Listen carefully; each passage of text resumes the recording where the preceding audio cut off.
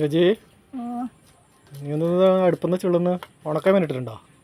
ചുടുന്നുണ്ടോ? ഉണക്കമീൻ ചുടുന്നുണ്ടോ? ചുടുന്നല്ല ഇത് ഇത് ഞാൻ ഒരു കരിക്കട്ട ചുള്ളി എടുക്കുന്നതാണ്. അത് ചുമരിന് ചിത്രം വരക്കുന്നുണ്ടോ? ഒന്ന് പോയേ, ചുമരിന് ചിത്രം വരക്കാറൊന്നുമല്ല കരിക്കട്ട.